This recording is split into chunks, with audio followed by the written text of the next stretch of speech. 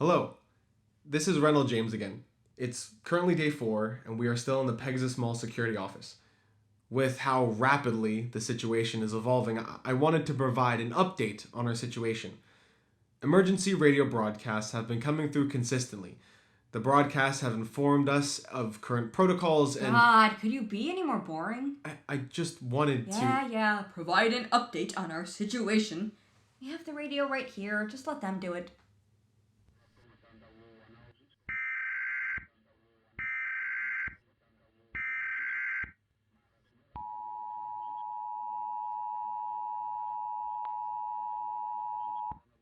This is the emergency alert system.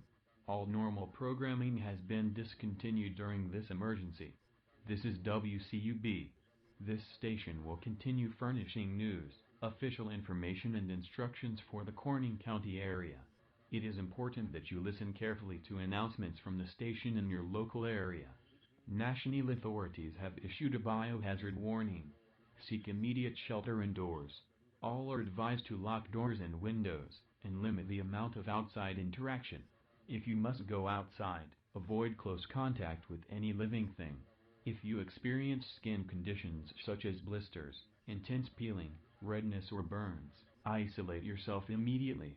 If you see an individual with any of these symptoms, quarantine the individual and keep at least 10 feet of distance. Emergency medical care will be available at official government checkpoints once official authorization has been given. In case of emergency, electronic communication systems that are not running on backup generators, including to local and national authorities, are currently down. Stay tuned for updates.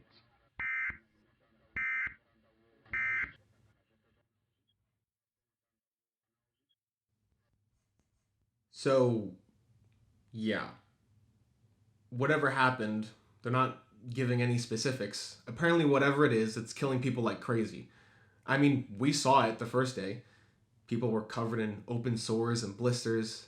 And it's not just affecting people. They say animals and plants are being affected by this as well. Chris and I still don't know exactly why the people flocked here, but we're thinking if someone died outside, people might have just freaked and ran.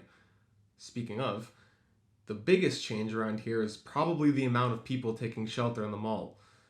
People have started claiming stores, camping out there, especially the bigger anchor stores. There's maybe like 5 or 10 people per store, and Chris has taken it upon herself to name every single one. What? It makes talking about them more fun. Just because you name them doesn't mean you know them. I know Tara. Besides, I don't know anyone on The Bachelor either, but I still like to watch what they're doing. Yeah, but that's relationship drama, not mysterious illness drama. Not relationship drama? I guarantee you Emily cheats on Stan within a week. Probably with Trevor. With Trevor? It looks like she's talking to Rick a lot. I mean, Rick is hotter, but I think Rick's dating Jacob, so unless he's bi, she's not going to get anywhere with that. Whatever. I still think naming them is way more complicated than just saying that one. I guarantee you forget all their names in like a week anyway. Fuck you. Go back to your stupid recorder. It's not stupid. Anyway, the radio kept saying to shelter in place, so we decided to stick it out here for a little while longer. We thought about going and get more stuff, but we didn't want to risk leaving and someone looting the office or being brought into a confrontation if we ran into anyone. We have been extraordinarily lucky with supplies. We read an article about doomsday preppers and all the unique items they would stock up on, and ever since we've been trying to see who could bring the most absurd thing into the office. I really don't know why management hasn't said anything, but either way, it's left us with somewhat of a well-stocked hideout. First aid, tools, and the best equipment Chris could steal from the tech store downstairs. Combine that with the food everyone left in the break room and running water in the office bathroom, we pretty much have everything we need to stay here for a while. I mean, it still couldn't hurt to do a quick supply run. Maybe get some extra blankets in case we lose power, get more clothes, get some attention drawn to us and where we're staying. Okay. Hey, piece of advice to anyone planning on getting stuck anywhere. Bring pajamas. Yeah. Obviously, we weren't prepared for this. We each have a couple outfits, the clothes we wore to the party, our uniforms, and whatever we were planning on wearing after. The genius to my right brought shorts. I was going to a bar. Do you know how hot it gets in there? It's still January. It's like 12 degrees out. Well, I wasn't exactly planning on hanging out outside. You can't just teleport inside a bar, though. It's like a 10-minute walk, and I still have my jacket. I would have been fine. You were gonna walk. In the snow. In shorts. Yeah? Jesus Christ. It wouldn't have mattered if whatever's going on there killed you. You would have died from hypothermia anyway. Oh my god, whatever. See anything new on the cameras? Not really. More of the same from earlier. People are still coming in and out. The food court has been picked completely bare at this point. More damage to random shit. Someone went outside and set 4 plants on fire, and someone else destroyed all the tables in the entrance hall. At least they got that fucking National Guard one down. What? You know, the table right when you walk in that always has military people trying to recruit. Yeah, I know what you meant. I was just surprised by the malice, I guess. I know you hate the government, but I figured it was more anti-corrupt politicians rather than anti-fighting for freedom. Oh, bullshit. Fuck the military. It's all propaganda. They stand out there trying to get people to sign their lives away to go murder people. Half the recruits can't explain why they're killing. I mean, I don't think most people who sign up want to kill people. I think most people sign up because they want to help. They're doing service for their country and they're trying to keep people safe. I mean, I'm sure that's what people think they're doing, but it's all a front. The people who join aren't the main problem. It's the ones running everything. The ones who start wars and push America first bullshit to justify killing children for oil and give people PTSD, and once they're done with them say, hey, fend for yourself, you're tough, aren't you? As if being tough means watching people die in front of you with no emotional repercussions. And it starts before that, even just with boot camp. No one comes out of there the same person they went in, which means that something that happens during the process is seriously fucked up. But it's necessary for what they have to deal with.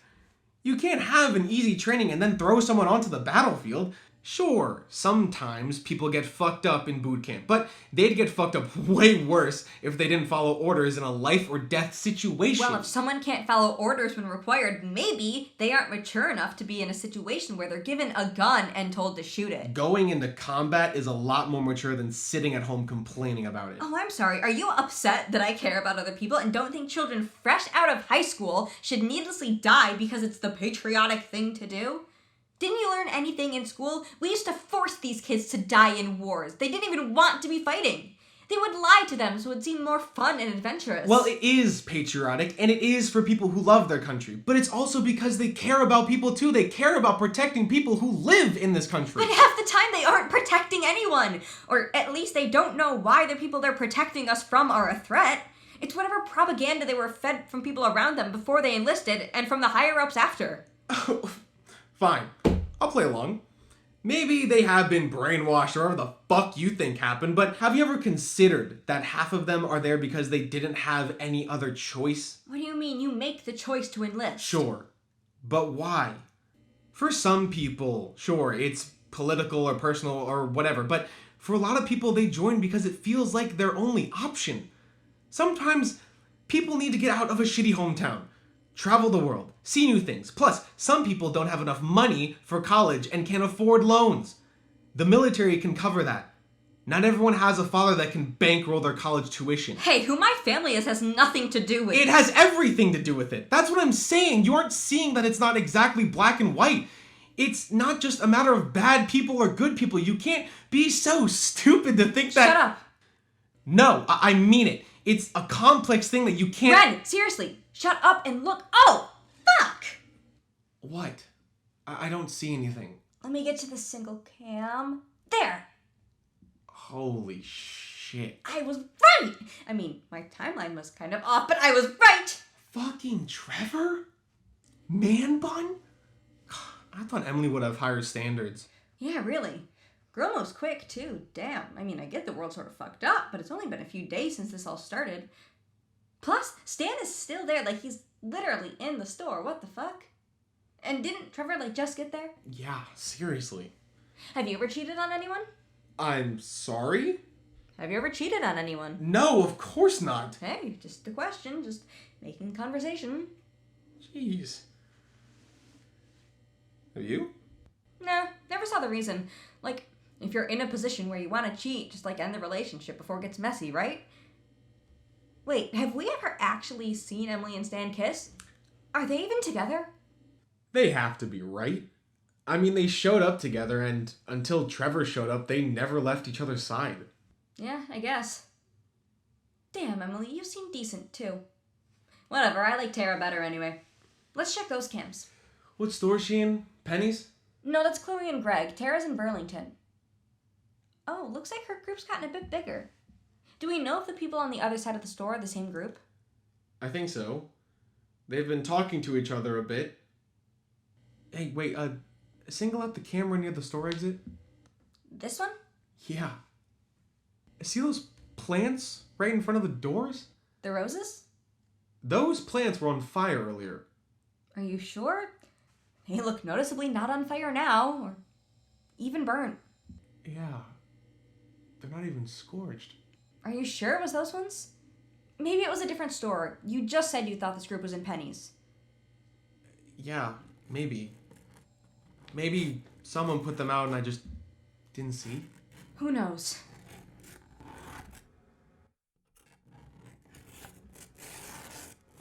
What the fuck? Shh. Please. Help me. Do not. No. Please. No. We have supplies we can put in. We have no Please. idea what that is. We can Help see them coming me. on the cameras. I need to keep you... We need to stay alive. And here it's safe. If we open that door, who knows what will be there? It's Help a man me. in need and we can help him. Chris, stop! Hello?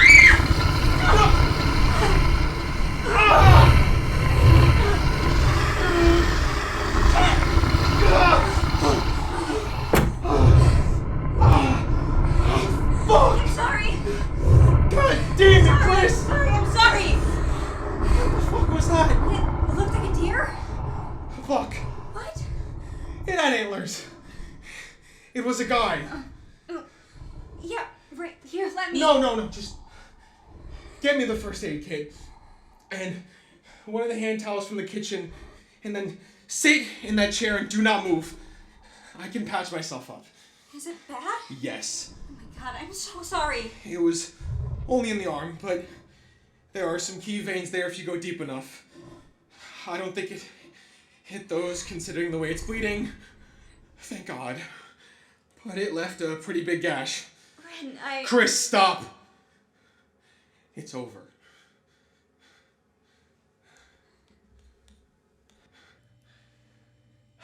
There it is.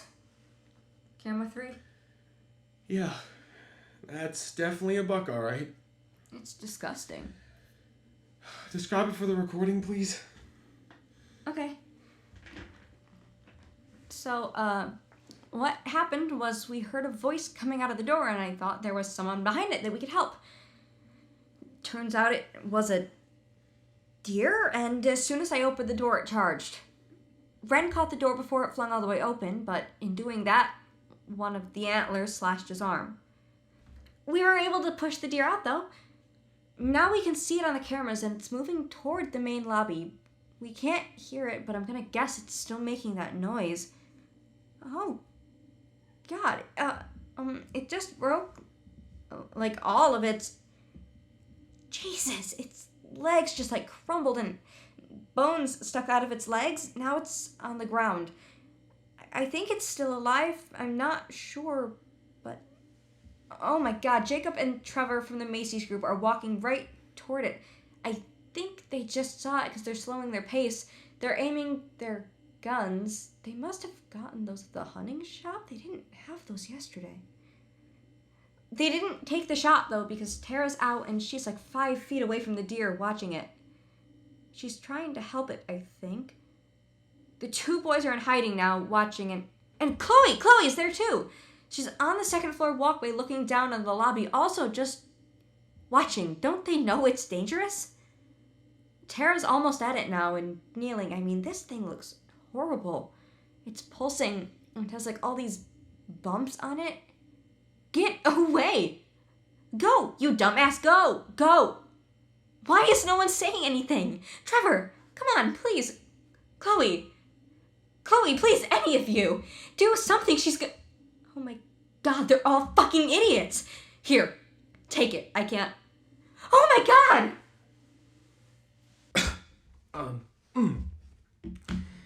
It seems as if the buck that Tara was trying to help exploded in some sort of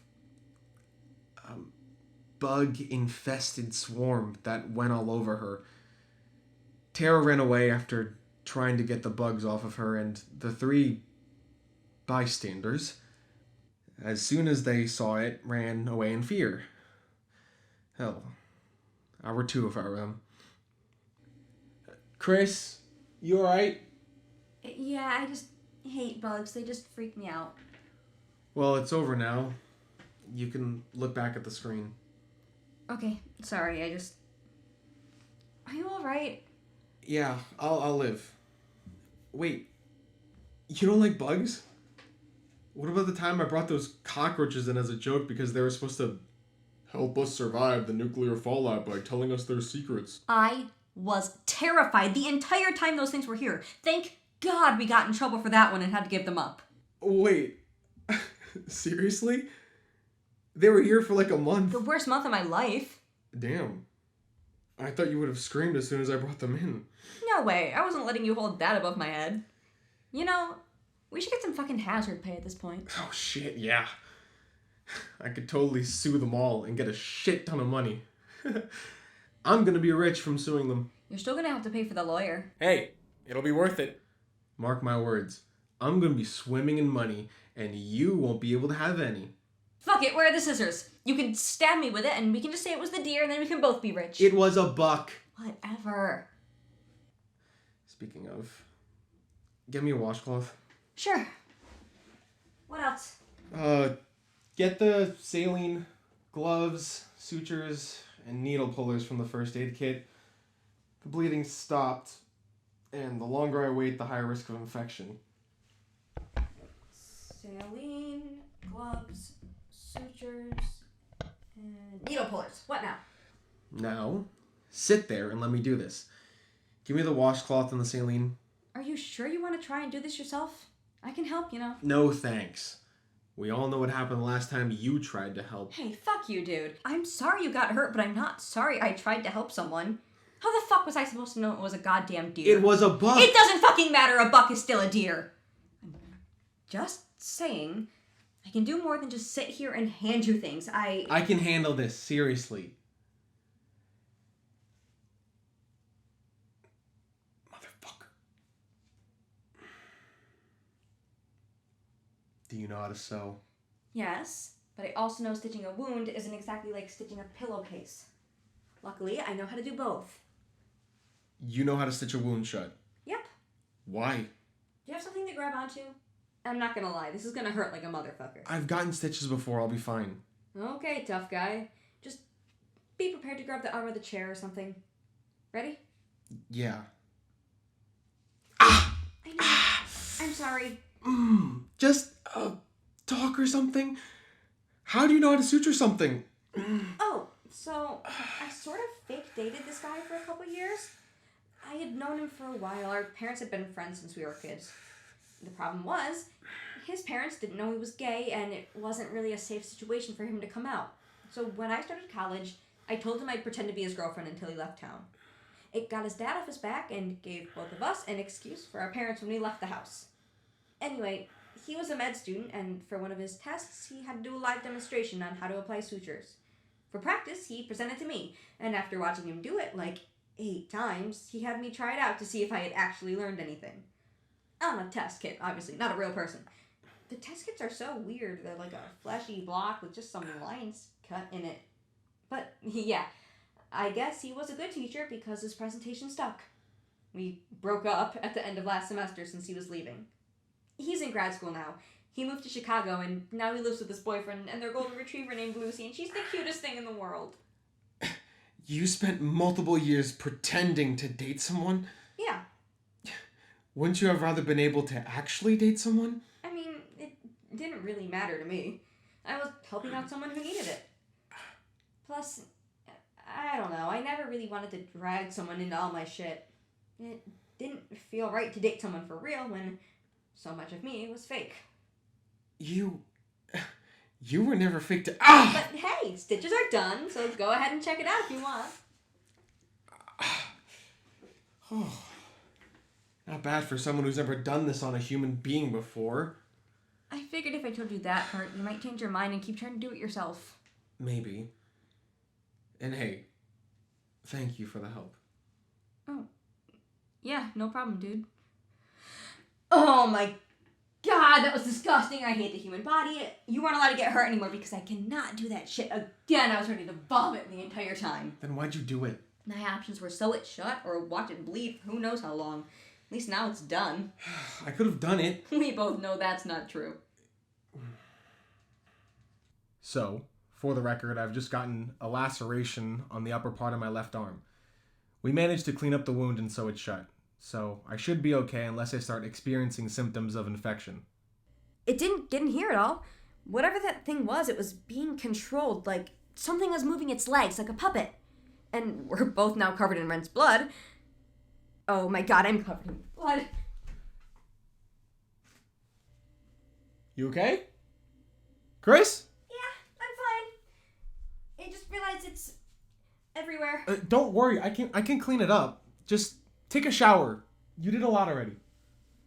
Yeah, but what I wanted to say was, I just wanted to give more detail to your cataloging of our experience and just say that, like, if you got something from that deer, then I got it too because they bite me now, so I have customers. Yes, it's okay. I understand. Just take a shower.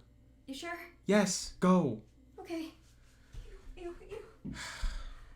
Yeah, so, long story short, if you see two people stumbling around with a bunch of bugs inside them, and they're wearing security outfits, it's most likely us.